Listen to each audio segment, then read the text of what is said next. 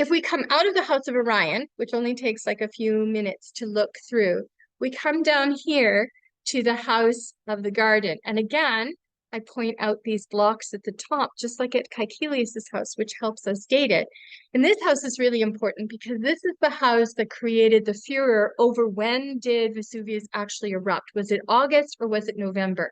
And so there is a very tiny, a little carbon inscription that you can see on the wall right here, which mentions November. And so many people suggest that maybe there was an error, perhaps in the transmission of the story, of course, to Tacitus. Maybe it was in people who were copying over the transcripts or the manuscripts of Tacitus. And of course, they made a mistake. Some people would say that the archaeological records showing pomegranates being in the house itself and in the various areas with sort of the pomegranates only really come into full fruit in October and November. Maybe November is a better time for it. I am not of any opinion whatsoever. I will go with whatever the scholars say. I just follow along. But this house is really important because of that, but also because of the garden. Now, okay, this is why it's called the House of the Garden, because 50% of this house is garden. Now, it doesn't look like much when you're looking out, but you have to have vision. You know, that's what real estate agents would tell you. You have to have vision of what you can put in there.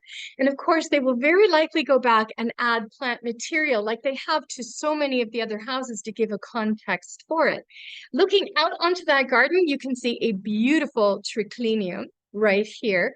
So it was brightly colored and it would fit, if you think about it, you would have nothing but a feast for the eyes because you would have all of these beautiful plants in the garden and then all of the bright painting around you. The floor is covered currently, so I'm not exactly sure what's underneath of it because it's covered to protect it from the scaffolding that you see. And in the picture right here, and I remember Pat Bell talking about these little faces that you would see in Pompeii. Well, here, they think that the little face that you see right here in the wall is this lady right here. They think that she might actually be the owner of the house. They're not exactly sure, but it's a romantic notion to think of it. But one of the things I wanted you to pay attention to here, revisiting this, is the scale of the garden. Because when we return to the House of the Silver Wedding, it is the garden that you have to pay attention to. Again, about 50% of the floor space of this house is garden. It is a massive construction. It originally belonged to a fellow by the name of Lucius Albucius Celsus, and he's mentioned in graffiti. He's mentioned also as owning this house, and it was renamed to the House of the Silver Wedding in 1893 to honor the marriage between, or the 25th wedding anniversary, excuse me, of King Umberto and his wife Margherita. So it has, you know, some very important prominence in the sense that they wanted to recognize something very important in Italian history. The next time I go back to Pompeii, I will be paying particular attention to the exterior walls. Until really I was looking at doing all of the pictures for this particular webinar, I didn't really ever pay attention to the exterior walls before. And on this house, and when we come to the Vetii, what I want to do is point out what the walls look like.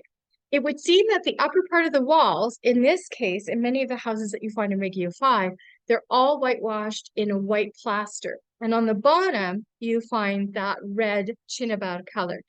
And one of the things to point out with cinnabar, if you have watched Bettany Hughes' special on Pompeii, she mentions that cinnabar is about 45 times the cost of white paint. So if you think about putting that on the interior of your house, you're wealthy. What about putting it on the exterior of your house? What does that tell people about who you are? And would this be a way of showing and demonstrating your wealth before people ever walked through the front door?